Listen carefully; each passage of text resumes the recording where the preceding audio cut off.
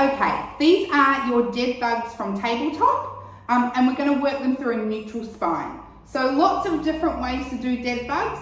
These ones we're working in that lovely neutral position. So we're going to have even pressure through the hips and the shoulders with our nice natural curve in the lower back staying as it is while we move. We're not pushing the lower back into the floor. We're also not letting it overly arch. We're keeping it stable and still, and therefore the pelvis should stay as it is through the whole exercise. So the way we're going to set this up is coming down onto our backs. We're going to have even pressure through our hips and our shoulders. You can start with your arms at your side. Consciously feel what that spine is doing. Then we're going to contract your core muscles to keep it stabilized and staying that way. Hands down on the floor. And then we're going to lift one leg and two legs up to tabletop. As we do that, we should be able to keep hips and shoulders on the floor with our neutral spine staying as it is. We shouldn't have to push it into the floor. It also shouldn't extend out like that. So we've got our feet down. We've contracted through the core. Everything is nice and in place. It stays in the same place as we go lift and lift. Now we want to make sure our knees are directly over our hips. And we've got that nice alignment from our knees to our ankles. Yep. So we could almost like balance a book on there. All right. Arms are going to come up. Now for this one, we're actually keeping our heads on the floor. And then we're going to inhale, exhale, and extend opposite arm and leg.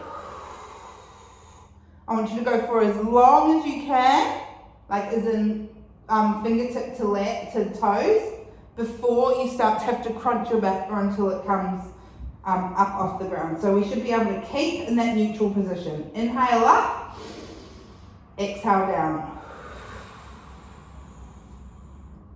Inhale up, exhale down.